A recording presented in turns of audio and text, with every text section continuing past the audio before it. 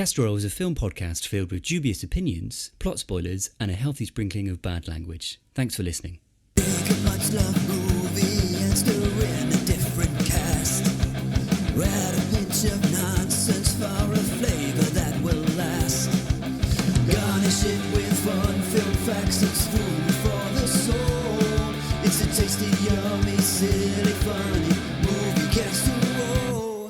Hello and welcome to Castor. My name is Jim, and each episode myself and my two co-hosts, Sam and Nick, review one of cinema's much loved or unloved films with the aim of also serving you up a delicious recasting.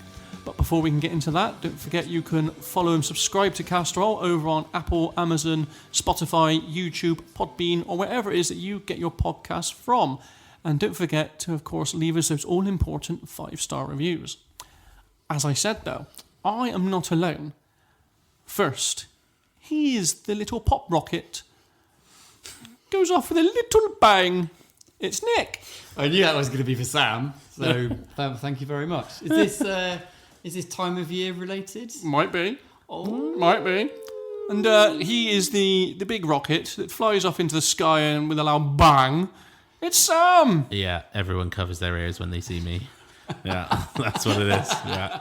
Once he starts talking about Lord of the fucking Rings, everyone covers. And rounding off our little firework display, I know what you are. my name is Jim. I am the little sparkler that you wave in the air. No. You're those one that goes... The annoying fucking ones. That's like, there's no show, but yeah, fucking annoying. Just when you think he's finished, one last... Yeah. Makes a big bang at the end. Yeah.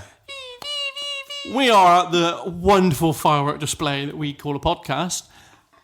Let's recast a film. Oh, So, as you both aptly worked out, this episode, if you're listening to it on day of release, comes out on Firework Day, or Guy Fawkes Night, as it's known. Remember. Obviously, I don't know if that is a thing anywhere else other than the UK, but if you have... It's not. I don't think it is. It is a UK... God, but Guy Fawkes Night isn't. No, it's obviously firework. Bonfire night. It's just a bonfire night. It's just a UK thing, isn't it? Yeah. Do you know what I think people do like fireworks, though? fireworks. Any excuse. I've been hearing them already. Have you? Yeah, I mean, it's the time of the year where the dogs start shitting themselves in the house, isn't it? Jesus Christ. That's what they say, innit? Dogs, they're not meant to really have them because animals don't like them. I don't really... they're right, but I mean, like... I don't really get it. I saw this comedian being like, I just look at fireworks and I just wish I felt anything.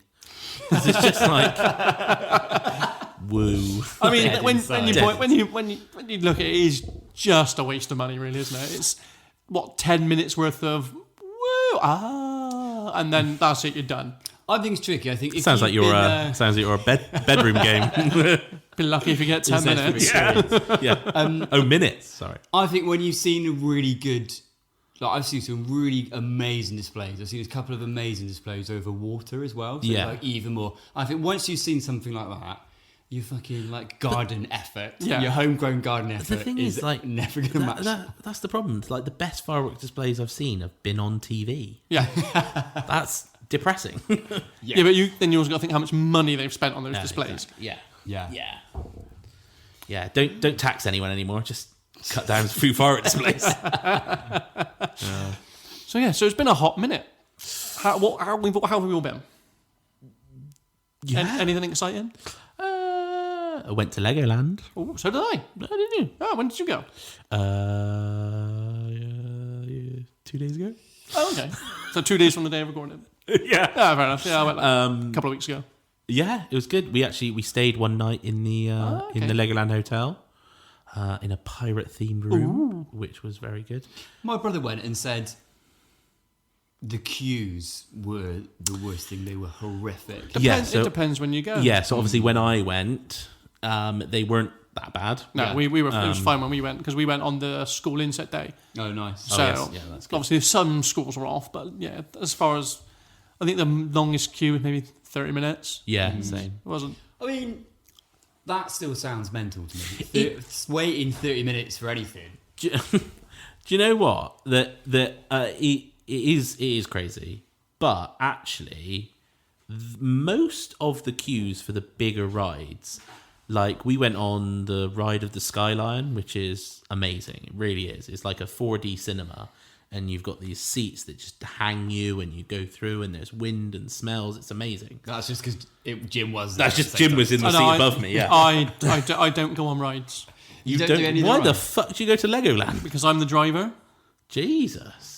I go on some rides, but I don't do rides. I don't like them. Okay. They make me sick. I don't like them. I mean, I'm not a massive fan, but I was the bag holder while my wife and child went on them. 'Cause I just don't like rides. It's just it's an irrational fear I've had all my life. To be fair, absolutely love queuing. yeah. Oh, no, 30 minutes of heaven and then 10 seconds of hell. I don't stand in the queues.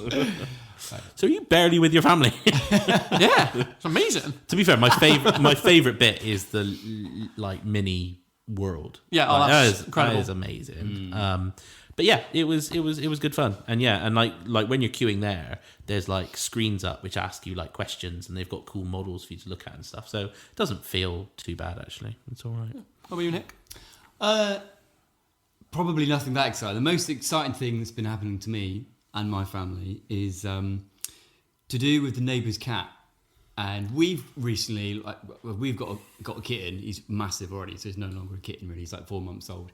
And he's befriended one of the neighbour's cats, who I could have sworn last time we saw was a kitten as well. But he's suddenly massive. He's like one of those like British blue, you know, those like incredible, expensive cats. He's just glorious. Right. And they become like best mates. They're always just out in the garden wrestling and stuff. And now that it's getting colder, this neighbour's cat, who we've named Bruce, because he looks like a Bruce, is just like, you know, when like some animals like cats, when the weather turns colder, they start to floof up a bit more. Yeah. I imagine you to be a floofer, Sam. I reckon as it gets colder, you sort of floof.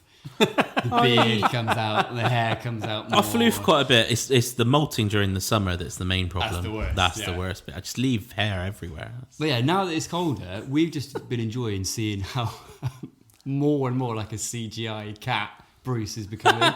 He is like glorious. He comes stomping down the garden path to us, and he just looks like he's been shampooed and conditioned. Does he run down your garden in slow mo like a Baywatch babe? He may as well be just sauntering down in slow motion. In a little red swimsuit with his little dinghy under his arm. Yeah, he's doing it in slow motion. I'm there like pouring milk into the tea, looking at it's overflowing in the cup, just staring like, oh my god, he's glorious. So yeah, that's probably the excitement for Talking me. of a weird crossover there with Baywatch and Legoland, when we were there, we were looking at all like the minifigs, and they've got like a Baywatch babe minifig. No way. And like the girls were like, "Oh, she's amazing. I love her. Like, what's she from?" And I was like, "I don't know how to like broach the subject of Pamela Anderson yet with my kids." I was like, "Yeah, lovely, isn't it? She's got a swimming costume on. Next, let's look at that. You're doing some good Yeah, lifeguarding. just a lifeguard. Yeah. Yeah. A really bouncy lifeguard. She's just got 3 flotations." What about you, Jim? Only real big life event for us is that we finally started to get our son into Harry Potter. Oh, Nice. So at bedtime we've started reading the first book. He's watched the first 2 films. He's looking forward to watching the 3rd one this weekend. He's got a Harry Potter costume, which we've managed to get ready for World Book Day next year. He's buzzing for it to the point, you know, he gets home from school, he chucks the costume on, gets up in the morning, chucks the costume on. At the moment, he's loving it, so I'm super happy. So I don't think I'm hoping, yeah, maybe in a couple more years I can then start broaching the ideas of Lord of the Rings, maybe when he's ready. But you know, we're on that path. I think we've started down that path. is he going to be expecting his own wand for Christmas? Well, it came with the costume. Oh, sweet. The costume came with a wand. So naturally, he's running around saying silly little spells. Is he just going up to you like, Havana Kedavra? No, but he has been fucking around with the lights a lot, going Lumos off, Lumos on. Oh, why did I have to tell him that spell? Yeah, so we're in the middle of actually reading the first one to them, and they've listened to the audiobooks of all of them, and they've watched the first 2. We're struggling with that 3rd one at the moment because it is significantly like scarier. Well, it's the only one. That's the last one that's on the kids' Netflix. Yeah. After that, you've got to go on to adult Netflix. Yeah. Oh, really? Yeah.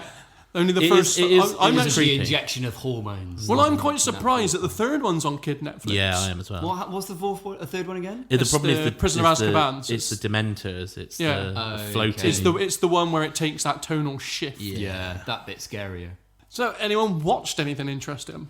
I'm going to go first because it's quick for me. No, but I just want to give. Is that a spoiler for the review? What's nothing.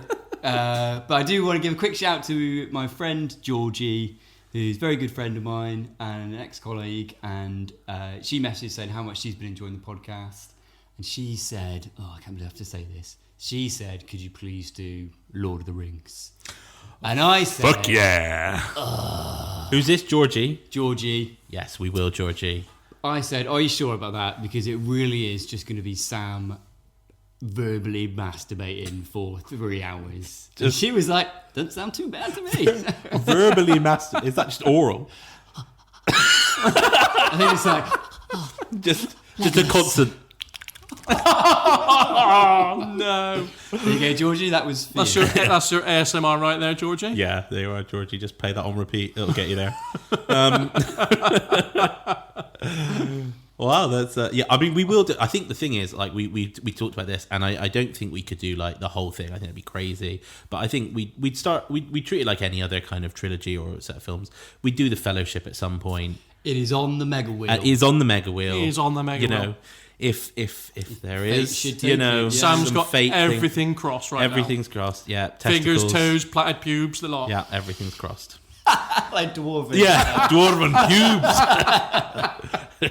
It's the beard. Two big plats down the side. Look at my Gimleys. Yeah, I'll go next. Mine's quite quick. Other than the film that we're recasting, which I hadn't seen before, which is really interesting. It was nice to see that for the first time. Yeah. I also watched Split. James McAvoy. James McAvoy one, which I thought I'd seen, but I now realise I watched Probably Unbreakable, the one with all three of them. It's actually quite interesting. I mean, James McAvoy Is that multiple personalities? Yeah. Yeah, he's good. He is brilliant. Yeah, in it. he's good in that. And then the other thing is, I feel like I might have unlocked a new obsession. Okay. Is I watched a Gundam I've been told that's the new one on Netflix. Requiem for Vengeance. I've been told that's pretty decent. It's really good. It's a really good animation. It's a good story. I didn't know anything about Gundam, which is weird because it's massive mecha robots, which sounds awesome. And have amazing kits. But yeah, I watched Gundam, and that's really cool. Nice. So, yeah, I'm trying to take on some more Gundam stuff now. But doing a history of Gundam is insane. It's mental. I've listened to like podcasts on it, like trying to because I had a thing I just wanted to start it. I was like, well, where's the best place to start? And I was like, do you know what? I'm not gonna bother. Bloody knows. Just not gonna bother. Yeah. There's It's like start wherever you want. yeah. I was like, I've got no, and then but it's like if you start here, you're not going to know anything about this Yeah. series, which loosely connect. I'm like, do you know what? I'll leave it. I think actually that Gundam Requiem for Vengeance is actually a really good place to start because it's just a standalone story and is interesting. Is this a? Yeah, it's like a really good 3D CGI animation. Oh, so it's not anime then? It's not anime. No, it's CGI. like- Oh, okay. but it's very good. Like the quality of it. Just going back to the very talented James McAvoy. Have you guys seen the trailers for new thriller horror Speak No Yes. Evil? That looks he's in? very It good. looks No. amazing. It's a remake of I want to say maybe Swedish Scandinavian film. Of course it But would yeah, be. he looks. Of course it would be. Nick's heard of it. He must, Looks like a good film too. it's on Nick's radar. It must be it's obviously one of his niche films. Just because something was originally made, like what about have you guys seen Let the Right One In? No, of course not. Yeah, I have it. That's an incredible film. Yeah, that's where really they did like a US remake. Yeah. That's pretty good. The Swedish one's definitely better than that. The vampire one. Yeah. 100%. Yeah, but yeah, that looks really, really, really good. I'm excited for that one. Yeah, that looks good. Definitely. I also got another recommendation from a filmy friend of mine to watch Long Legs. I still haven't I seen do it. wanna watch that. I mean, Maybe we can watch that together. It's still on my list of things to watch. So, but the main thing I want to talk about is absolutely sensational. DreamWorks just don't miss. We watched The Wild Robot as a family. Yeah, is that good? Oh, so good. Oh, is it good? I don't want to know any spoilers, but is it a happy ending? That's kind of a spoiler, is it not? Well, I feel like It's just from the just- trailer, I feel like it might destroy me a little bit. If you're not holding back tears or even blubbing, then you've not watched this film wrong. I'm Right, at an age correct. now where just everything gets me. Well, this is such a beautiful story of parenthood. There is a part in that film where if you're not really holding back those tears, you've got no soul. It's beautiful. It really is a beautiful film. Oh, all right. Well, Like, it's DreamWorks. They don't miss in my eyes. don't. Maybe we could do a double header, mate, and watch that, and then follow it up with Longlegs afterwards. yeah, nice. That's just a wild range of emotions right there. Right through the ringer on that one. So yeah, other than that, like it's the film that we are reviewing today.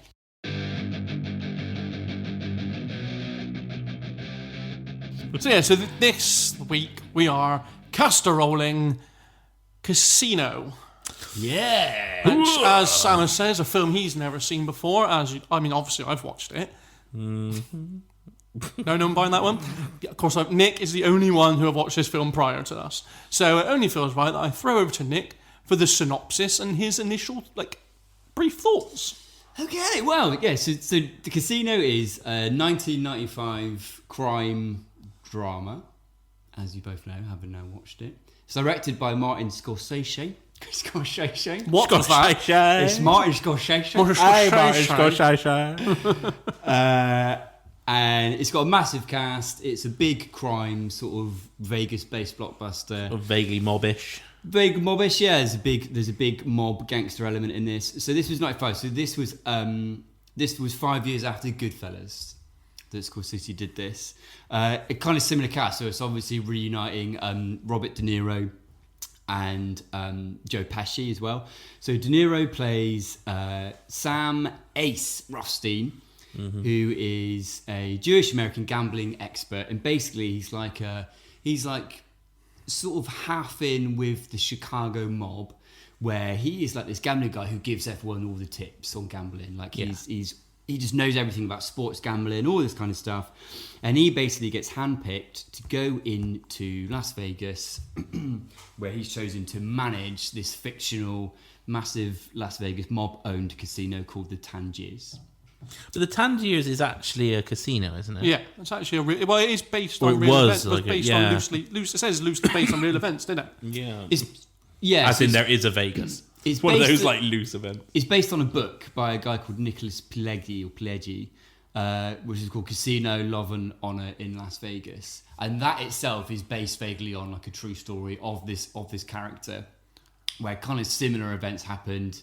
Like it was mob infiltration of Las Vegas, run the casinos, and then it all blew up, and loads of people got like killed and arrested and all that kind of thing. So yeah, but the fictional interpretation for the film, it follows Sam Rothstein. He's brought in to run the casino. He falls in love with Ginger McKenna, who's played by Sharon Stone. It kind of follows their really kind of tumultuous relationship, marriage, the breakdown of it and everything like that. And then alongside all of that, you've got Joe Pesci's character, who is Nicky Santori?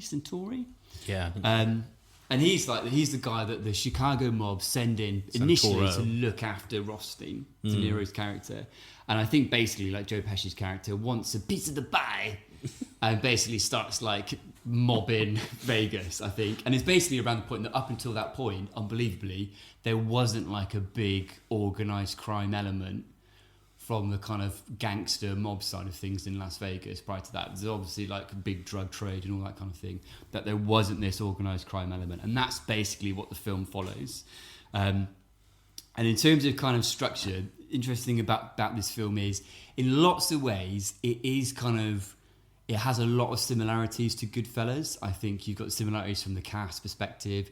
Joe Pesci is basically playing the same character, really, as he did in Goodfellas. He's like a little terrier. Slightly more likable in this. Ever so slightly. It's like, I mean, he stabs a lot of people still. He does kill a lot of people, but he's slightly like he's slightly more like friendlier to his friends. I think he's quite funny as well. Yeah. He's quite funny. He meets a grisly end in this. Oh yeah, that's. And he just. But yeah, and that's basically like the core of the story, is that It's the challenge of trying to maintain and run the casino as is siphoning off millions and millions of dollars that go straight towards the mob bosses in Chicago. Is De Niro's efforts to try and, or Rothstein's efforts to try and manage his relationship and marriage with Ginger McKenna, who's essentially married into the money and the power, but she's still got this sort of fixation and weird relationship with this Lester Diamond character, who's this loser who was her pimp and all that kind of stuff. Played by James Woods. Oh, he's good. Great character He as well. steals the scenes he's in. He does. He's really good. Yeah. It'd be interesting to see what your takes are on actually, and your casserole choices, because for me that's like just such a good cameo. Yeah, I almost thought I didn't come up with anyone else, but I almost thought he should have been on our list because he was brilliant. I have got a shout for him, to be fair. Nice, good. Really good. Yeah. So yeah, you guys are both. Well, Sam, what's your approach to kind of? I'm not like a massive kind of gangster film guy, but I do enjoy a good gangster film. I enjoy the classics, Goodfellas, Scarface. Yeah, I mean, it was a really interesting one for me because I think I was expecting like almost like a Scarface or a almost like a Godfather type thing, and this almost felt almost a bit lighter, almost started veering into like Ocean's kind of territory, and like, you know, things kept going wrong, and it was kind of because you've got the glitz and the drama of Vegas as the setting as well. I have to say, this isn't giving away. I don't really know whether I loved it or not yet. I have to say the amount of voiceover was very jarring for me. Really? So yeah. The entire film is narrated by De Niro's character and Pesci's character, and then there's one other person who gets one tiny bit after of Pesci's dead narration. Because Pesci can't keep narrating. I think that's for me, but that might be my own prejudice, because for me, I've always thought of narration voiceover as a sort of a cheap filmmaking technique. Oh, really? It's very much like we're just telling you what's going on in people's characters because we can't be bothered to show you. Yeah. So it kind of... I was sat there... Do you know what it was? I was sat there and I was like... Last week, we took the piss so much out of Alone in the Dark because of all the weird little voiceover bits that he did. And obviously it was better than that. But I just remember being like... Is that kind of like... Right here, I'm thinking, wow, I shouldn't have done that. And I'm like, I can see that you're thinking I shouldn't have done that, because your face is going, oh, I shouldn't have done that. It was a bit... So, I suppose the saving grace for this one, in terms of being like voiceover narrative driven, is that clearly it was planned in the script. Yes. Whereas I think for Alone in the Dark, it might have been a post-production thing. Like, we better put some context into this film, or it won't make sense. I thought the performance... I thought actually Sharon Stone was amazing. Sharon Stone. Well, Sharon Stone's the only one to not only win an award, but got nominated for one. Yeah. She won a Golden Globe, didn't she? Yeah. For she Best also got Actress. nominated for the Oscar as well. Yeah. She is incredible in this. She is incredible. I think Pesci is Pesci, which actually he was the most difficult person to recast. Really? Because you were like... I found De Niro the hardest. I actually found De Niro... I'm happy with actually all my picks. I think Sharon Stone, although she was amazing, I can reel off 5, 6 people I think would be interesting in hers. I've only got 3, but and again with the De Niro one, I went down a different route and went for some really interesting ones. I did too, yeah. But Pesci, I was like... Because I think so much of his character, what makes his character scary, is he doesn't look intimidating. Like, you couldn't go for like a fucking The Rock.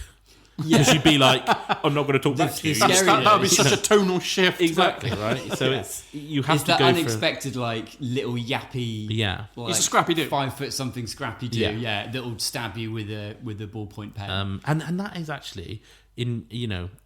Not in real life, not that I've been there, but he's always the little ones that are the scariest ones. Is that like Napoleon? Because they, yeah. But overall, I think I really liked it. It definitely grew on me. Like, it definitely was. It was interesting. I do think I feel like I may have expected a bit more going into a Scorsese film. I feel like it didn't actually have that much to say. Have you've seen Goodfellas? I've seen Goodfellas. Because I think part of the reason this film, it was generally reviewed really well, but I do think critics pointed at the fact that there was lots and lots of similarities to Goodfellas. There was the narration. There was Pesci playing basically the same character. I don't think it broke enough different ground. Having said that, I think if people had never seen, if Goodfellas hadn't been a thing, and this was the first, are you using a Hobbit defense? If people hadn't seen Lord of the Rings, The Hobbit would be amazing. I do think people would rate it would consider it the classic that they think of Goodfellas as. Yeah, it was good. Do you know what it was? It was really good. But I finished watching it and I was like, okay. Yeah. Like, I think I've felt much this there's some good performances there, yeah. But I don't feel moved. I don't feel sorry for any characters. I don't feel particularly enlightened into the world of anything. I'm just... That's really interesting. I've pretty much felt the same way. And I've got some thoughts about that in my cast choosings that I'm trying to fix that. Juicy. So that's interesting you say that. Jim. Trying to fix Scorsese. I'm trying to fix that's, yeah. That's quite fine. I think I've got some ideas to fix this. Martin. I've got a couple of ideas. Just Scorsese. I think I know better than you. Right, so, Jim, you're not a gangster film no, guy so, in any yeah, a way. little peek behind the curtains. After last recording, I dropped Nick off home, and as he got in the car, he said, "You're going to hate this film." And I went, "Why is that?" And he went, "Oh, it's just like a gangster film." I was like, "Oh, for fuck's sake."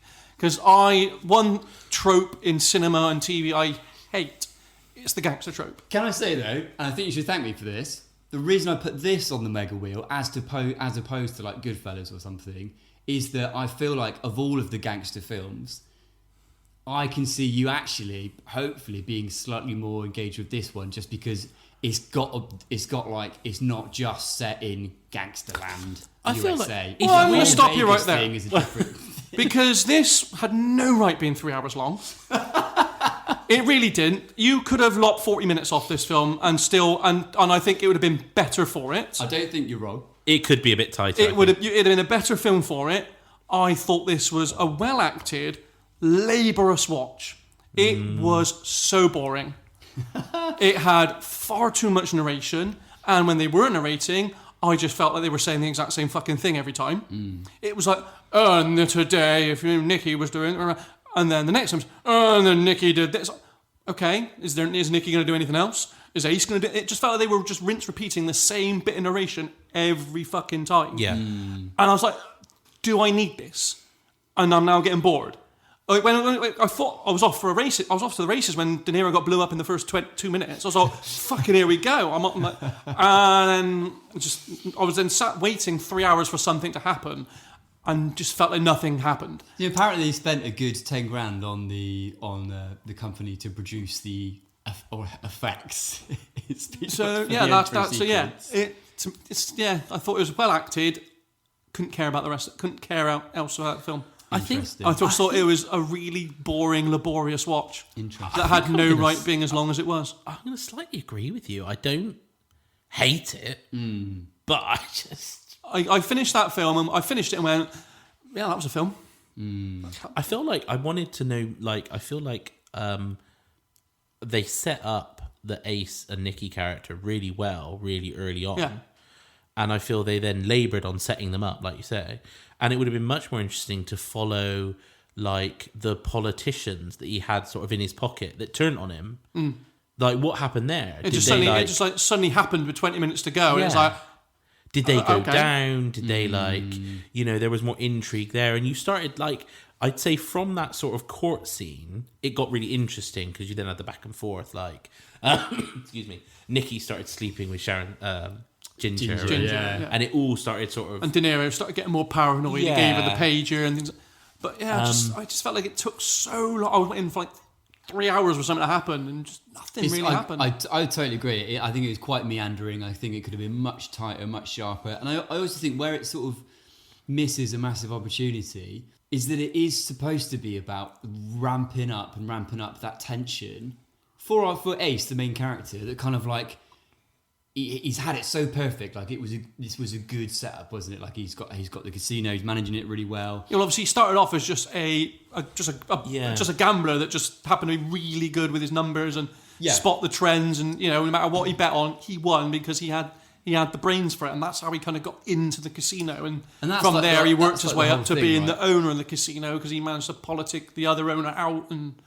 But then, it just seemed to just start meandering from there. I'm like, what? Yeah. Oh, and I think that where the tension, where they should have ramped up so much more of that tension, is the fact that he had all this good thing, and it's just the way that like everything starts to come unravelled. That's where all that tension should come from. It's like he's got Nicky doing all the mob stuff and trying to take a piece of all this pie for himself. He's got Ginger, who's like really erratic and obviously doesn't love him, and he's trying to maintain that kind of false relationship.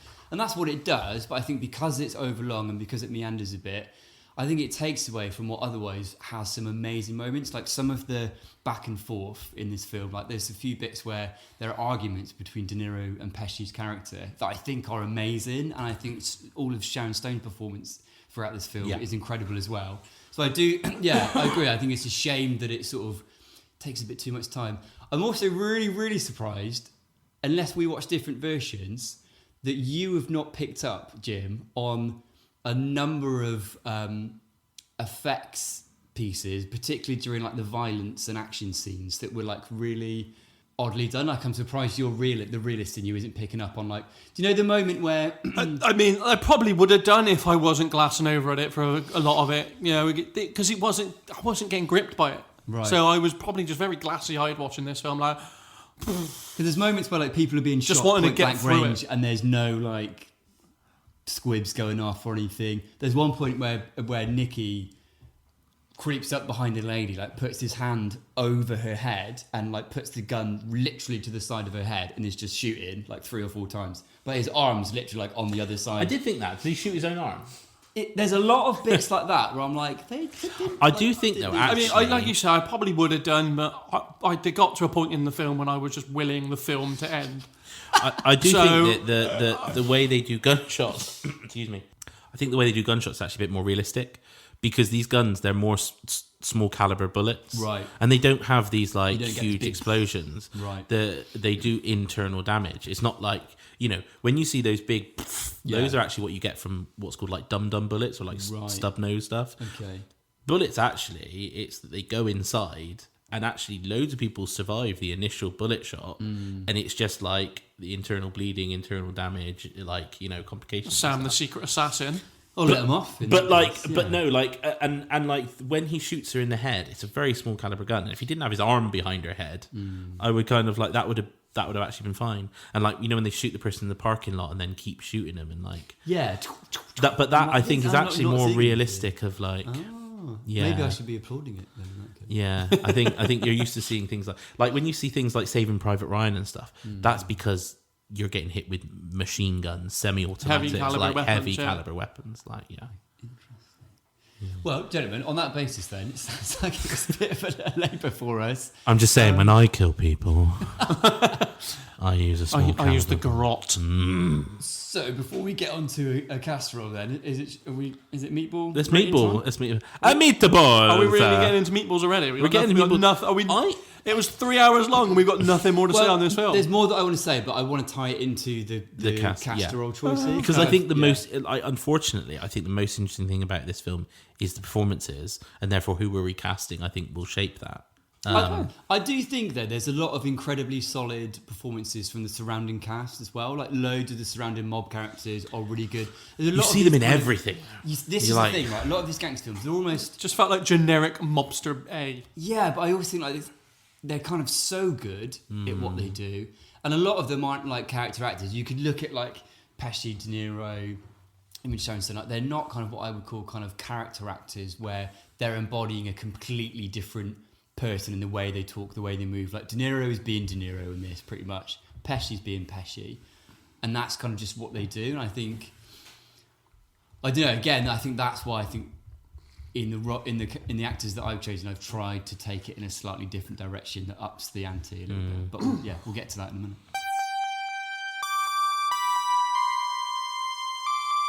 Right, meatballs. We're serving up some meatballs anyway. Let's start with you, Jimmy boy. 5 meatballs, I reckon. Perfect. No notes. Full stew. I'm cutting up my sub roll, and I'm certain now. It's hard because obviously he's really, really well acted, but the rest of it is just so meandering and laboursome. I think I can only go 2. Wow. I think I can only serve up 2 meatballs for it. Wow. Yeah. Which is, I think might sound like a hate crime against Scorsese, but... Well, let me jump in then at the other end of that spectrum. I feel like, Sam, you might be in the middle. I do think, despite all of its fault, I do still think the performances are good enough that this is... I still really enjoyed it. I think, we haven't spoken about all of the fact that the way that it brings to life Vegas, the way that it brings to life the way that organised crime was embedded into Vegas, all of the money stuff, all of the stuff filmed around like just the casino floor, the cinematography, loads of that is amazing. The score is amazing. So I think there's still so much to be said for this film. It's a shame that those shortcomings are that it feels like a bit of a slog. So for me, this is still, having said all of that, yeah, it's still like a 4 meatball film for me. Serving up 4 meatballs. What about you then, Sam? It's interesting because the score is good, although nothing massively memorable. No, I think it's just like a lot it's of not well chosen. It's not the Last of the Mohicans songs. or anything, It's not like something you're going to be humming. I actually didn't love the cinematography. I don't want to throw too much shade at Scorsese. He's brilliant, but to me, it was like cool, mid, wide, 2-shot, mid, wide. Like there was no all right, there was a couple of aerial or bird's eye view shots kind of like straight down, but there was no real tension built in the filming or the cinematography. I felt like, although it was well acted, no one had a story arc. No, no one changed. No, yeah. Well, I don't know. I think De Niro did. But not enough. This is my thing about De Niro is he was like cool hand Luke at the beginning. Nothing could faze him. Nothing could touch him. And at the end, he's back to where he was. Yeah, so he's that's fine. So he's changed to be. Yeah, that's he's fine. gone. But his art kind of went up and back down. But it didn't. I do agree with that actually. He didn't I get do think he doesn't stressed unravel enough. Yes, He's so kind of cool and dependable in De Niro. You want to see someone who is falling apart. Because that's the thing. In this meandering stuff, I feel like would have been better if you'd seen him slowly getting more and more and more. And you see it a bit with Ginger, where he's like, take this beeper, I need to know where you are and stuff. And the big argument, get the fuck out. Like, what was his character like in Goodfellas? Was it a similar kind of character, or? Yeah, because you said this was after Goodfellas, yeah. De Niro is De Niro-esque in a lot of his films. I just feel like in this one, you're right. It felt like there was no threat, you didn't feel like there was peril, no jeopardy. There's no jeopardy. Yeah, thanks for his character. Yeah. Although he's in a lot of fucking jeopardy. Ultimately, he's managing this hotel. He's got the mob. But that's not even the thing. I've talked about it before, but Lucky Number 11. Yeah, Lucky Number 11. There's fuckloads of jeopardy on Josh Hartnett's character, but he says he has this thing where he doesn't feel stress, and so him being cool throughout, even though it's getting more and more stressful, you've been is told like a thing, and it's like you trait, should be stressed. You've been told by the film that's a character trait, yeah. But De Niro is like the only time you see him go crazy is obviously when she takes his kid, and I'm like, yeah, anyone would be fucking crazy if that happened. Yeah. But then as soon as he gets him back, he's like, cool, and you're like, the fuck, I won. Why aren't you tearing your hair out? Why haven't you lost some of your swagger? It is a really good point. It's making me reflect on my rating. Maybe I'm being too kind to this film. I like four meatballs for this. Yeah, that is a high rate. That's a high rank. Well, I think I could drop down to 3.5. Think about the other films you've given a 4 meatball rating to. So I'm gonna go 2.5. Wow, really? Yeah, I'm gonna go down 2.5. to 3.5. I think. And the reason I'm gonna go 2.5 is because I do think it's really well acted, and I think it is obviously very well put together. There aren't terrible errors or massive plot holes or scenes that don't make any sense, but there are scenes that aren't necessary. And they're not necessary in, say, some films where you're like, oh my God, they're literally just talking about a carrot they're eating. And it's really cool because you're just finding out about this world and you find out about these people. It's such a stylized film with this voiceover that it could have been a bit tighter. And that's why I'm saying, like, I almost felt that, like, if it had had those, like, classic kind of split screens come in that you get with, like, Ocean's 12, that could have I been wouldn't really have cool. felt out of place. Yeah, I wouldn't have liked it. Yeah. But it wouldn't have felt out of place. Might And have I'm fit like, the film more. yeah, and I'm like, if you're going to do that, if you're going to have that kind of like, oh my God, like I walked into the room and I wondered, what is she doing? And I'm like, okay. And then the next scene, you're like, and then, you know, like you said, like, I wondered what she was doing. And I'm like, fuck me. I don't think she's doing anything. Don't need a bit of And I think like it's probably getting a whole meatball for just the last 20 minutes because it got interesting. Yeah. It like from the court scene and when he started going on telly and they were like, what you doing? And Ginger running away with the kid and then Nikki kind of cheating on her. And then, you know, Nikki's demise is ultimately at that point, he kind of has an arc. Like he realizes for me, I've given it a whole meatball purely for the Nicky death. Yeah. And his brother getting beaten, and that scene was real. That was but hard. it was such a horrible scene to watch. Yeah. But it was probably the scene of the film. You know, that is if I've got a lasting memory of that film, it's that scene. Everything else is just because you're right. Kind of like a lot of the deaths and stuff up until that point, they don't matter as much, do they? That They're one just actually these other felt. people, That one felt like it mattered. mob killings, because they actually made a focus of it, and they made a point to be like, look what we're doing to your boy, look what we're doing to your brother. I think for me that is my second favorite scene of the film. My favorite scene is when De Niro's character phones James Woods' character, and James Woods on the phone and he's cool as a cucumber and everything, and then he puts it down and he's just like shouting at Ginger and they're just like they're unraveling and they're like, get in the car kid, I fucking hate like it. Just that's so brilliant, that's so well acted, and it's like he goes from being like this calm kind of cool guy and she's like snorting coke and they're so dysfunctional. And I think that's just a really interesting dynamic. Like I think that's my favorite scene that we wanted to feel more of. Yeah. De Niro's character was affected by, and that's the thing. He Like was quite like dislocated. Yeah, there's not a emotion. single scene where he like puts the phone down after talking to like the big boss and like I don't know, like Just pushes launches his paper off the table. Just launches like, glass or something. This Yeah. matters. Doing. Yeah, Just it's launch like a glass too at the ice wall, cold. or Yeah, just punch a there's door, just something to show a bit of stress and frustration. and Like, maybe Yeah.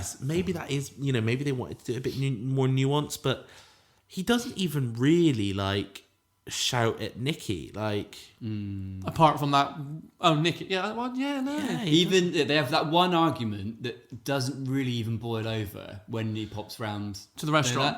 The restaurant. Yeah, but that's way more after. Ginger. That's When Nicky comes round into his and they're stood in the lounge or whatever, shouting at each other. But that's the most, and they meet in the desert. And Nicky the desert one. See, the desert one's good because he starts, but then he sort of backs off, and I get it because he's like, oh, Nikki could just go crazy and kill me.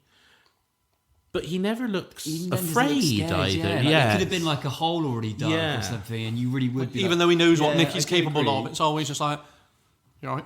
I think as well, you made a really good point, Sam, going back to like this whole thing being set in Vegas, right? Which is like the craziest of places, right? It's like a big circus. It's like a big dream. You're right. I do think, and particularly the way that it is stylized and so much of like the narration and everything, I think they could have made this feel more like, they could have really delved into the fact that Vegas is absolutely fucking mental.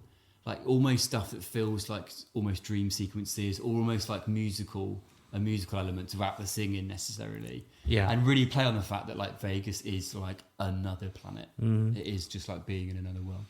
Yeah. I think De Niro at one point says like, oh, I'm drinking so much. But you don't see him drinking so much. You don't see him get out of shape. You He's not don't dishevelled. see him look remotely drunk. He doesn't lose a step at work. He doesn't, and none of that. No. So yeah, for me, 2.5 meatballs. Right. Well, having said all that then, shall we see if we can improve this with our casseroles? I think we might. Before we do that, is this the first film in a while where we've all been kind of on the same page? Yeah. Yeah, I do. What a fucking boring episode. I think I definitely went in too high. I felt like you were all waiting for me to absolutely batter this film, but you've kind of all agreed with me, which is weird. It's that mild disappointment that's the worst. I think that's the worst, isn't it? Because like, What you've had to agree with me. no, I think mild disappointment in the film. I think, you know, there are some, you know, some of your opinions on films. I can be like, I get what he's saying, but he's saying it in a fucked up, weird way. And sometimes I'm just like, you are mental, mate. But for this, and I think that's the thing, like, and it's almost the worst criticism of, I don't see why I'd ever watch this film again. No, I don't think I'll ever watch this film again. And I've watched Rebel Moon twice. And a director's cut. Yeah. Jesus Christ. So, it's one of those ones, isn't it? Like, the worst thing to have is apathy. So, Well, so as you said, should we see if we can improve on Scorsese? yeah. I think we can. Let's cast a roll. You think we can? I think we can. Okay, I think we can. Let's cast a roll then. Well, seeing as you're the only one to have seen it before this, do you want to start? I'm very happy to Yeah, start. do it, boy. Yeah. Okay, right. I'm pretty happy with this. I think this could be really good, right? And it all hinges around. So there's one of these main castings that you might not get if you have not seen this person in a particular film. Maybe you will anyway. So let's just go straight in, okay? So my Sam Ace Rothstein, played by Robert De Niro, title protagonist of this film, I have cast the one, the only, Adam Sandler. This sounds like a Vince Vaughn all over again. Right.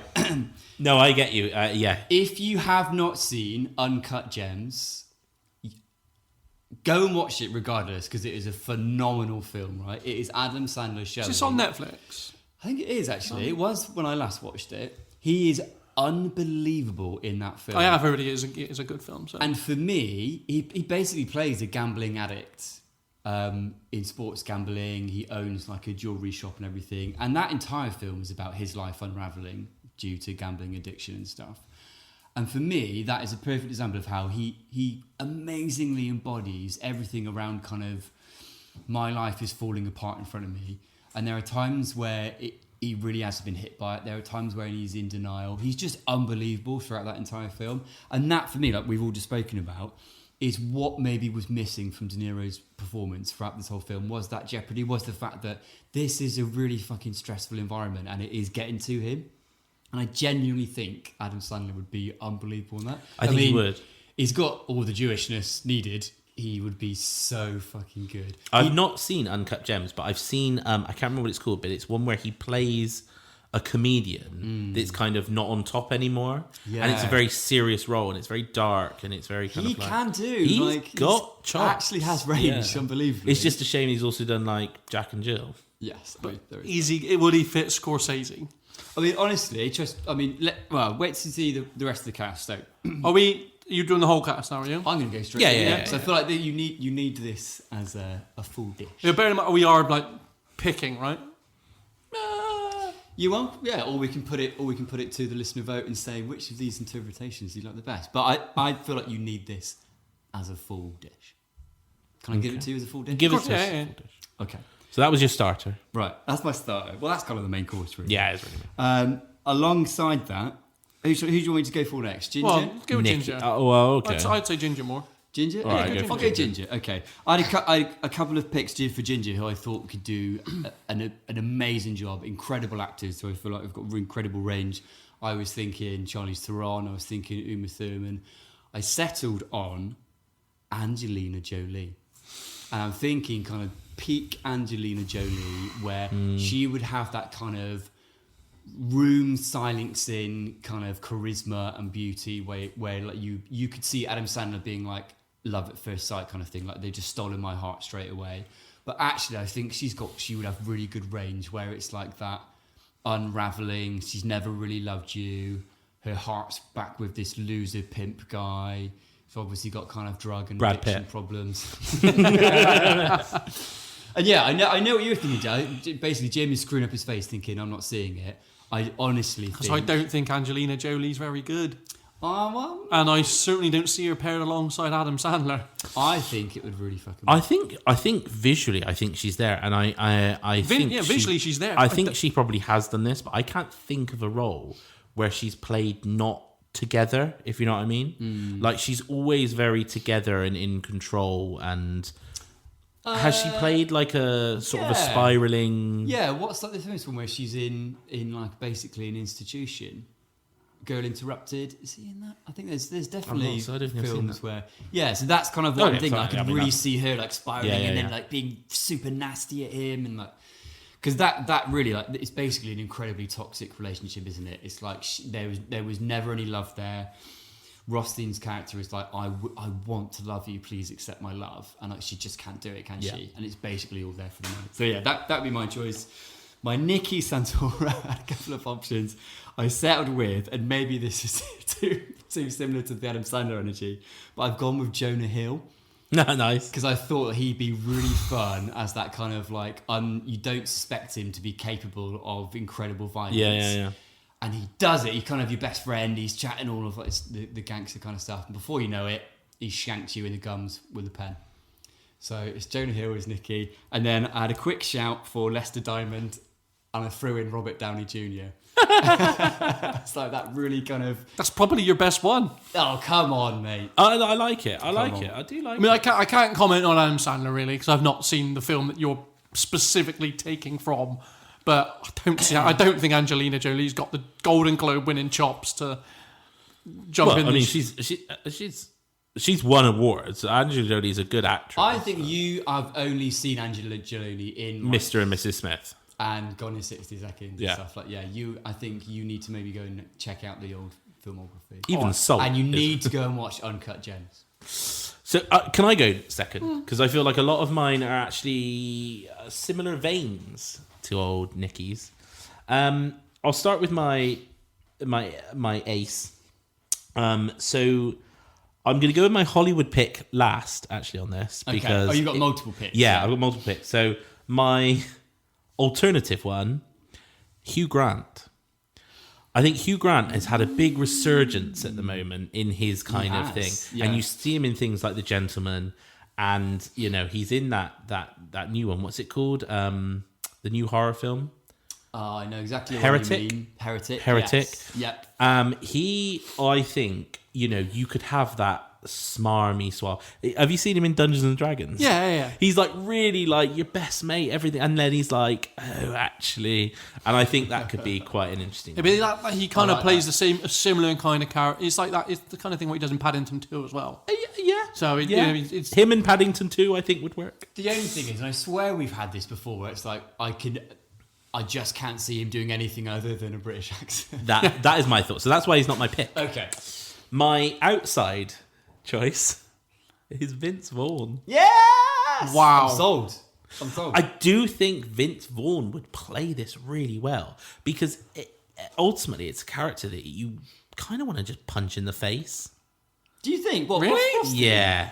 Really? No. I think he is. He's got no real redeeming features. He loves his daughter. That is his redeeming quality. How dare he? No, but that's his redeeming quality. But he's not. He's selfish. He only really cares about gambling. He has no empathy for any of his employees. He is not a likable person at all. He has no trouble with any of the things that Nicky's doing other than if it affects him. He's not a likable character. Now I'm upset that you've chosen Vince Vaughn on that basis. But Vince Vaughn plays someone that doesn't care about people well. Yeah, I think he can. He can come across as like a lack of empathy and a selfish kind of attitude. Yeah, but I do think though that is maybe a misstep in the portrayal of the character by De Niro and in the script to a large extent as well. And again, that's the thing what we've all agreed is a misstep of this film.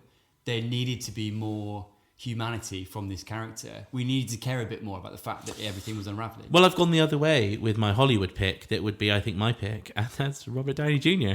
Really? Yeah, I think Downey would be really good at this. I think because of the roles you've seen him in, you want to root for him, and I think they need to play more on the fact like this isn't a nice character.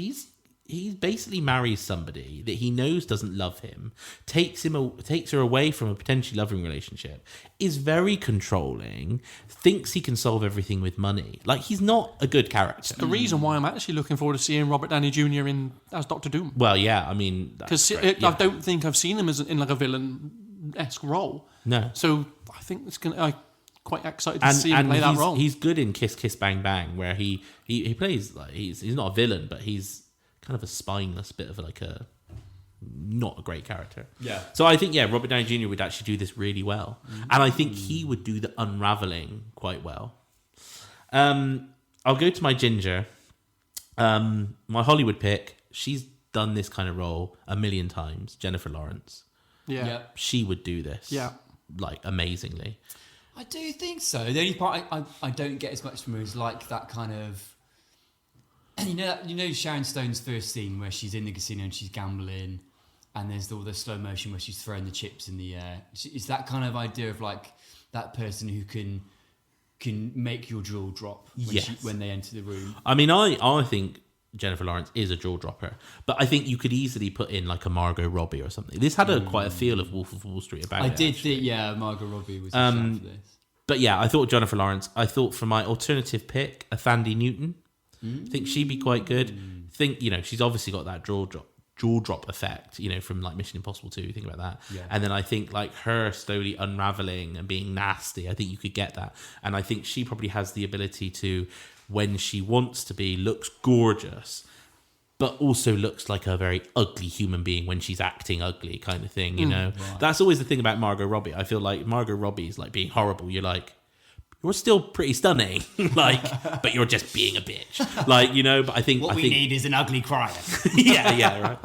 But my outside pick, the one I've gone with, and it's specifically because of if we were picking Robert Downey Jr., is Scarlett Johansson, because I think to have what you're almost like, oh my God, it's like Iron Man and Black Widow from that first Iron Man. But it's not. It's like if they got together and if they had this toxic relationship and how it could spiral. She is jaw-dropping, and I think she would play like drunk, insecure, crazy really well. I could just see them having these interactions where he's like, I just want you to love me. And she's like, you never want me to love you. It's just all about the money with you. I think that would be such an interesting dynamic. I'm not. Jim, you don't look convinced. No, I'm not convinced with that. I agree that she's obviously very stunning and jaw dropping, and she'll definitely nail that side of it. I'm not really seeing her as a crack whore. Have you not? She's done loads of roles where she's like, think of her at the start of Lucy. Never seen the film. Oh, fuck. Come on now. It's at the start of Lucy. She's a drug mule. Right, okay. And she looks dirty and at the end of a rope. And, she at one point she's like coerced into like carrying these drugs, and then the drugs get like into her system, and she does it very well. So yeah. I also think though, I think sometimes you do, even in our fictional castings, you need to be willing to take a leap on someone who you've not necessarily seen do this exact thing before. Yeah, because sure. that is often Absolutely. how people create career-defining performances. They're good enough actors that they can do this. Yeah, it's like, wow, like I did not see them being this person or like this. But I know what you mean. Like same thing. Like I hadn't seen Jennifer Aniston. I hadn't seen Angelina Jolie in like that kind of role. So from my head, I was kind of like, I think get she that. can do it, but like, how would she look? But Scarlett Johansson has done this stuff. For my Nikki Santoro, I've gone well out there, but really interesting. Oh, God, I'm glad I'm not the only one. He's gone with an actual Yorkshire Terrier. Just at one point, he has brought in the CGI Scrappy Doo from Scooby-Doo 2. This isn't one of my picks, but at one point this was nearly in, was David Jason. Now,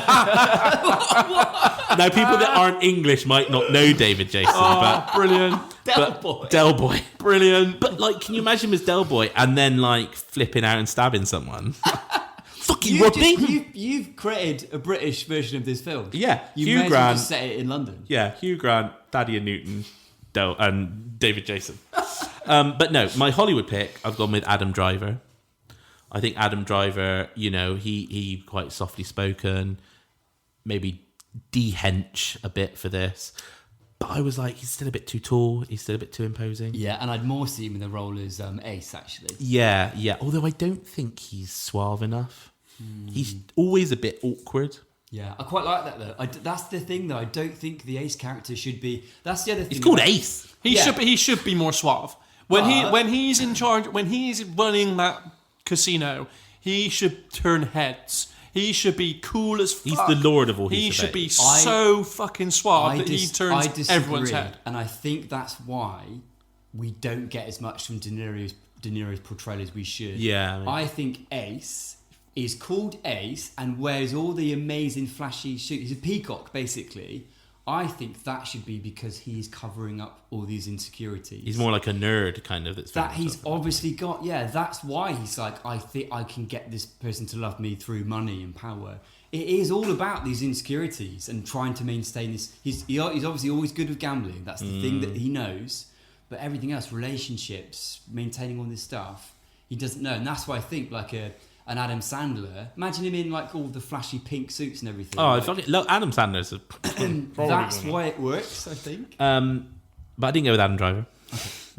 My alternative pick is Michael Cera. What the fuck is But that? can you imagine that? This like little kid that's like, because you imagine that first. Scrawniest man imaginable. But imagine that first scene where he's like, oh, is that your pen? He's like, yeah, it's my fucking pen. And then Michael Cera comes down and goes, oh, is that my pen? It would be just shocking. Stabs it, Just like, shank be like, him. fuck. It would be I shocking. mean, it'd leave an impression, but... And Hang on, who's your Ace? Is it Hugh Grant? no, Robert Downey Jr. It's Downey I've Jr. gone with, but Right. yeah. And is Michael Cera locked in? No, the one that I've gone with. fuck me, how many choices you got? 3 for each. So Michael Cera is a good one, but You already said 3? I've gone with Elijah Wood. Yeah, I can see that. Because think of him in Sin City, fucking psycho, and like I do like that. Actually, it's a similar thing. But yeah, so my pick would be Robert Downey Jr., Scarlett Johansson, and Elijah Wood.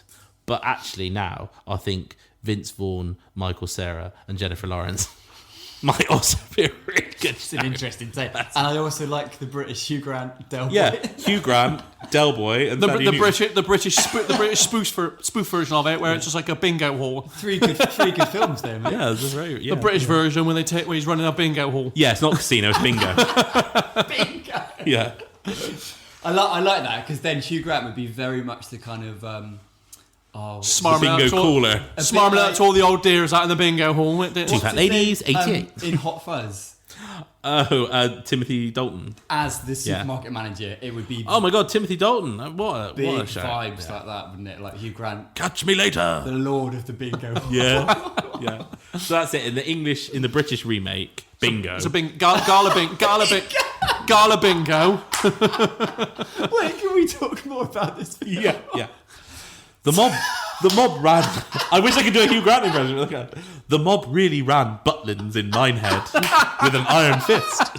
So Hugh Grant is Ace. Yeah. Rustin. Yeah. You've been David brought in Jason. to look after the fucking bingo halls in Butlins. in Butlins. Okay. David Jason's the Jason's the enforcer. enforcer. He's the enforcer. Yeah. Is David Jason specifically Del Boy, or is he just Pretty much. He's when Always he's got a big cigar. when he's fur friendly, coat. he's Del Boy, and when he's Yeah. mean, he's Frost. You know. So he's knocking about just shanking everyone. Yeah. Oh, Neil, I fucking have a pen in your face.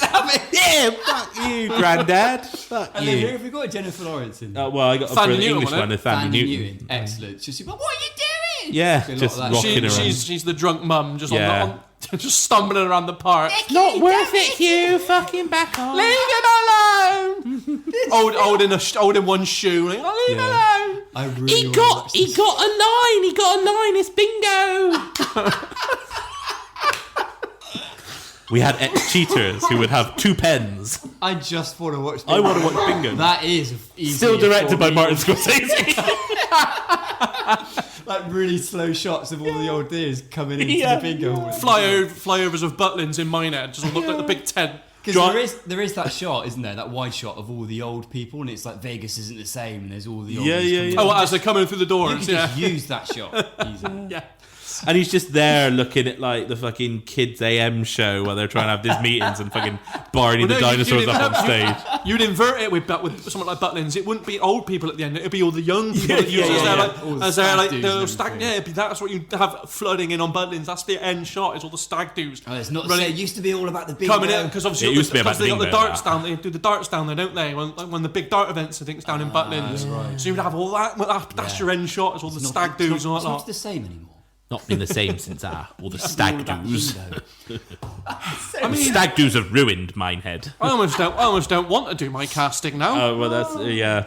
So Bingo 2025. Can you be Adam Sandler or Bingo?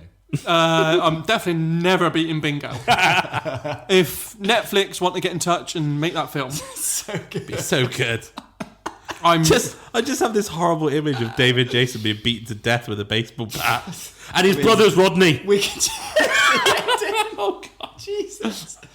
There's a bit of time travel involved in that one. Yeah, I mean, he would have to be de-aged a lot. Yeah, a little bit. Love it. Love it. Yeah. I want that film so badly. Bingo. I really want that film. Maybe we could subvert and get. Maybe we could get. Maybe we could get Nick Frost and Simon Pegg doing it or something. Like their new fourth film. Yeah, they could be something. Yeah, That would be really good. All set around sort of Butlin style. That could be their next film with what's the director that they were? Edgar Wright. Edgar Wright. That could be their new project with Edgar Wright. So, for any international listeners that are like, "What the fuck is Butlins?" Do we need to quickly explain? Do what? That it's like a. What's an American equivalent? I don't know. Like it'd be like summer camp type thing. It's no, I don't know. I think it's summer like, camp's for kids, isn't it? It's known Butlins as, is fucking for it's kids. Basically, a budget holiday resort that, on the face of it, is for kids, and you go away and stay in chalets and stuff. There's swimming pools. There's lots of kids parks. There's big musicals that like redcoats. They might know what redcoats are and stuff. Like a lot of and a big like an entertainment. I know what it is.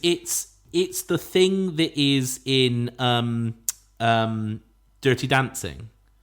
In Dirty Dancing, they're at like a Butlins type a holiday thing. camp type thing. Yeah. Oh my god, it's a remake that. But it's since become like well known for like much more kind of adults and breaks, stag dudes. over 30 singles breaks. Like, it's not you take your kids there at your own risk. Yeah, well, because it's run by the British mob, obviously. Of course, we're going next month. We go. So, are you? Yeah. Fuck me. Fucking hell. Can you do some establishing shots? Last time I got food poisoning, so. Look forward to that then. This time we get shanked by fucking David Jason. By Del Boy. Yeah. I heard your podcast. Yeah. Fucking hell, Rodney, you only stabbed him in one eye. Right, come on, Jim. You've got to try and peak on that. It's absolutely, we've peaked. This is petering out now. And this is rolling into the gutter. So Ace, because I thought we were only going one choice for each. You know, I didn't. I'll do me. You did multiple.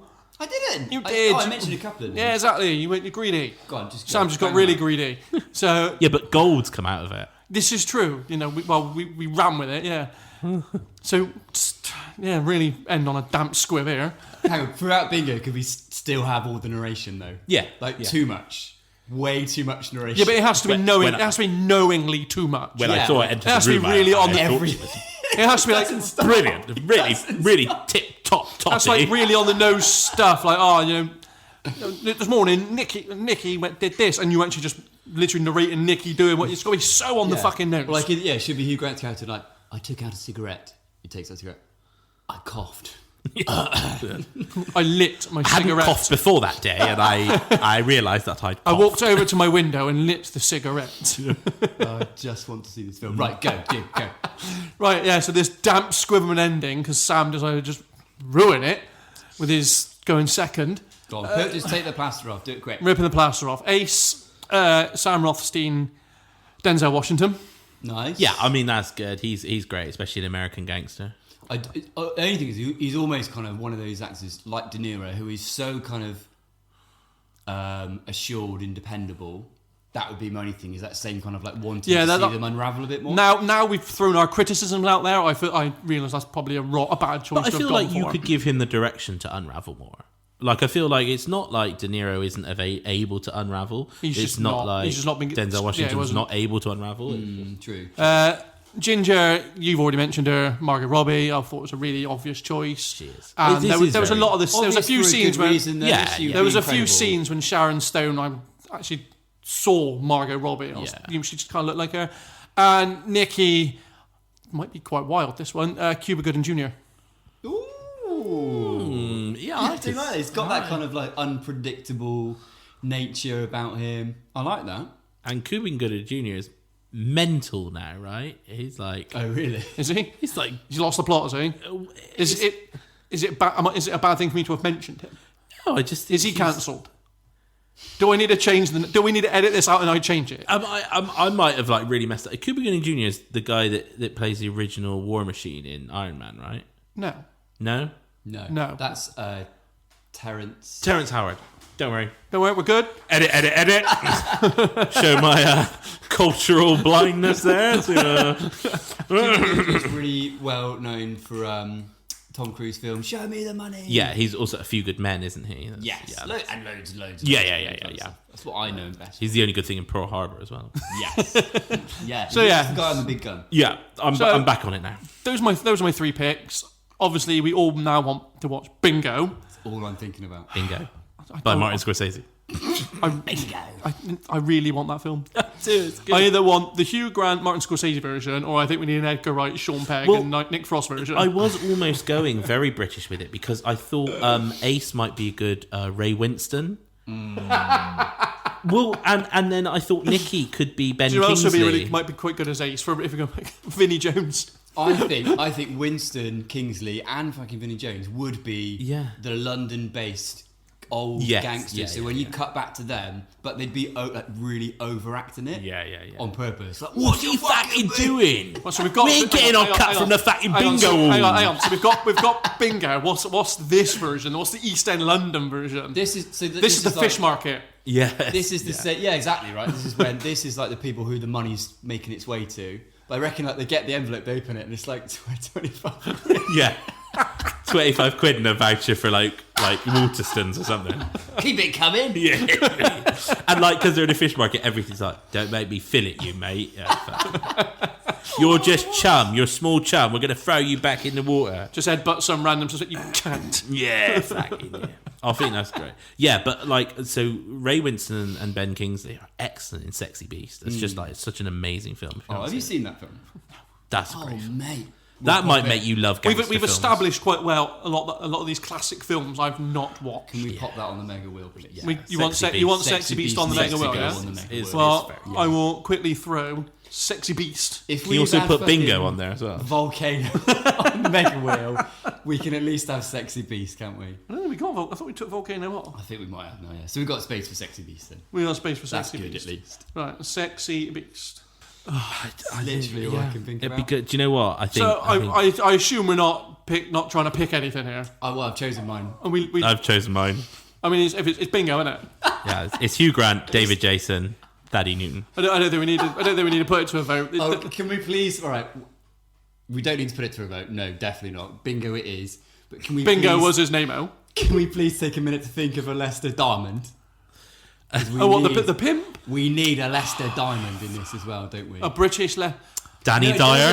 doesn't. Oh, that's a good. He's got a new film coming out actually that That's looks it. quite fun. All right, mate. Yeah. I'll just get her on the phone. Yeah, just give me a second. Yeah. Maybe it could be still like a massive American. It could be like a Brad Pitt Snatch style. What about David Tennant?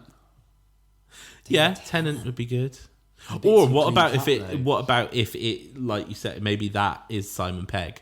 Because I could Yes. see Simon Pegg being Really like overdoing really it, like- overdoing. Well, like, you yeah. got the thing like Spaced. Back when he did, Yes. Spaced Yeah. Back then. and like taking the money and just being like a real kind of like. Yeah, someone like him or someone like a sort of. Do you guys know Simon Webb? Yes. From, from Blue? Yeah, Mitchell and Weblook. from Mitchell and Webb. Yeah, Well, and Peep Show and all. Yes. Yeah. I know Simon Webb. someone along those lines. Yeah, that'd be. Just not Or just really upping the comedy, Stephen Merchant. just in like tracksuits. just go get her, yeah. Always in tracksuits. And then puts the phone down like, we got to fucking get out of here. We got fucking. But they got to be like really shit shell suit tracksuits. Nothing like really good. Not like a. Oh yeah, because this is going to be not a fashionable tracksuit. It's got to be like 80s, proper shell mid suits. 90s. No, mid 90s. Like proper, maybe have a few like iron burns on it as well or something. And like he's sat there, and like Hugh Grant's obviously like just take the money and go, and Stephen Merchant just stands up and he just keeps going. He's just he goes off. His head goes out the shot. Yeah. And they're like beating him up, and he's on the floor, and they're in a long line. There's like 5 people. But now all I've got in my head is a really sad thought: is just Delboy and Rodney getting killed at the end, getting battered and put into an open grave. I dare say, beloved British TV icons. If we are changing up the cast, changing the setting, changing the entire premise of the film, we could probably change that ending for them. No. Still get beaten. So, well, where are they getting buried though? Because obviously in this they're in a cornfield. Are we still going like a cornfield in the UK, or can we think it's more British? The sands at Margate. It would be like Western Superman on the cold fucking beach. Margate, mate. But it's Butlers in Minehead, isn't it? On the beach of Minehead, just fucking buried in Minehead. and off the pier. Take your fucking candy floss with you, mate. Yeah. Right. I think we need to try and move on. The car bomb would be like in a Rover Metro as well. The 3-wheeler. Yeah. The Robin Reliant. Yeah, the Robin Reliant. Yes. Right. Yeah. Right. We need. And it's not a car bomb; it's a glitter bomb. We really need to move on from this. So 5 meatballs right there. That is 5. Right. We need to move on from the Mega Wheel. Take note, Yeah. Scorsese.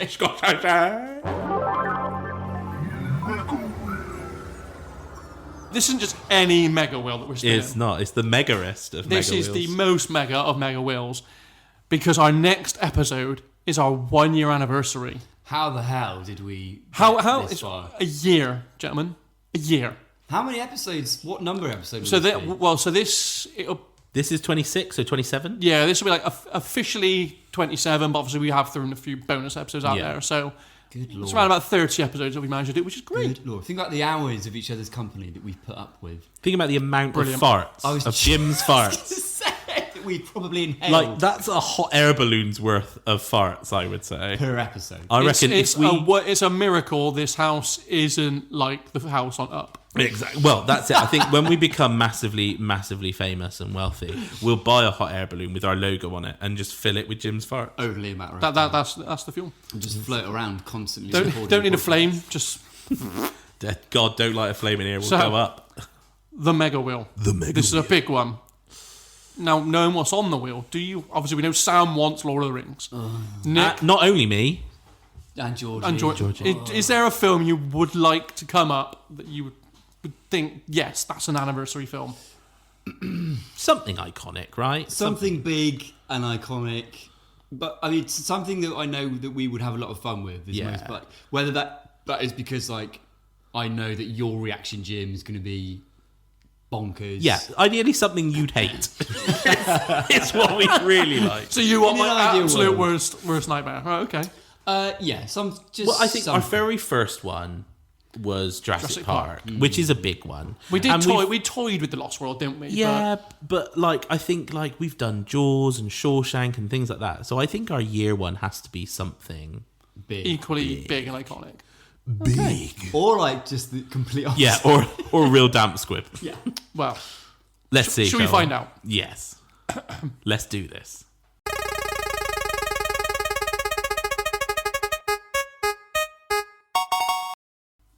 Alien. We started with a big franchise. Extending our year with a big franchise. One of the biggest franchises, I would say, from a horror perspective. Yeah. And correct me if I'm wrong, Jim, you have not seen this film. I've not, no. And Yeah, that's mental.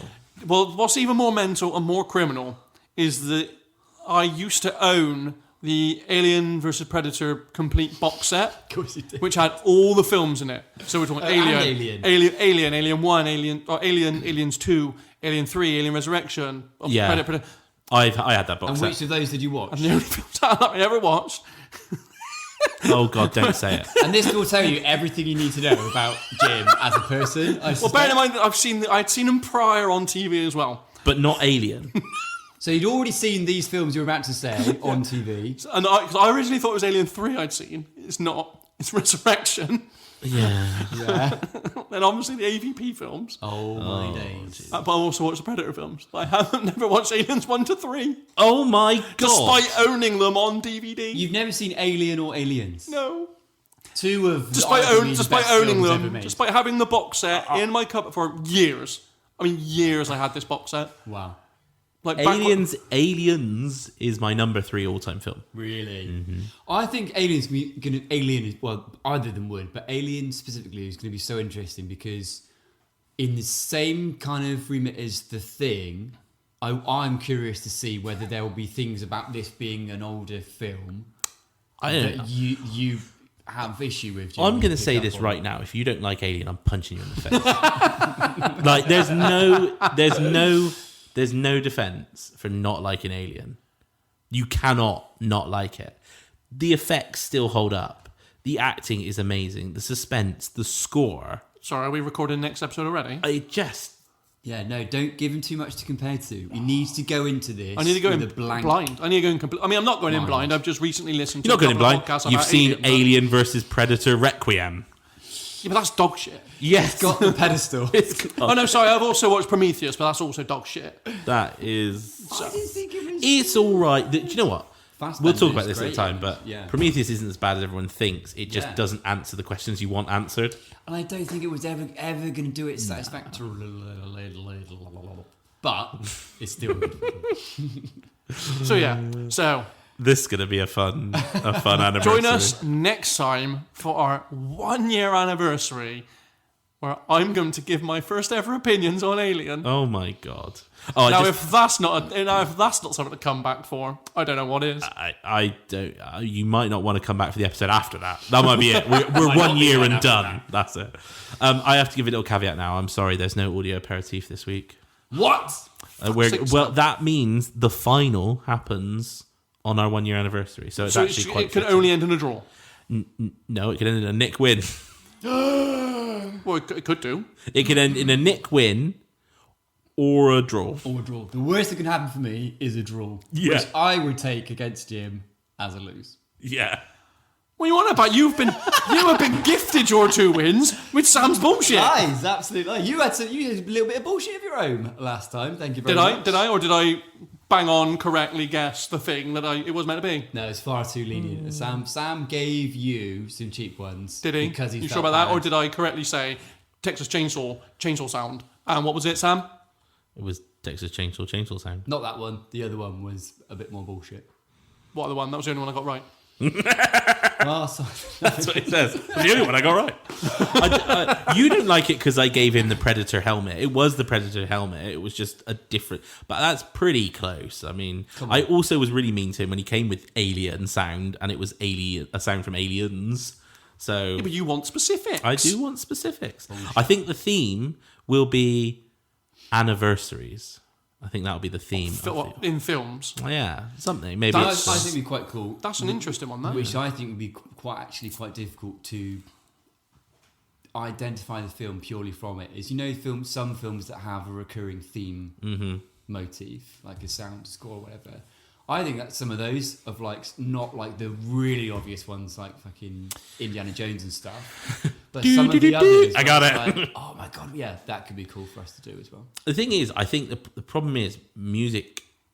Maybe this music's too easy. It's so to get a piece of music that people will only maybe get is tough. Yeah. Because you either know it or you fucking don't. A lot of especially when I think a lot of sounds Sam is getting are clips from iconic films, but they're specific sounds that you're not necessarily gonna know. I think He gets totally. if he throws out iconic music pieces, I'd be willing to bet I'd get all 3.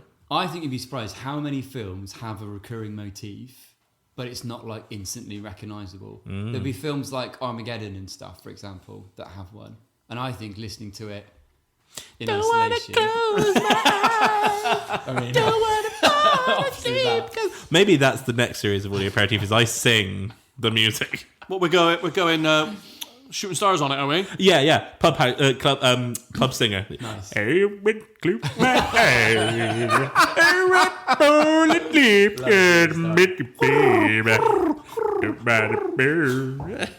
Well, as long as you don't stand up and start rubbing your thighs on me, I think I'll be all right. All right, what's this one? Ready for this one?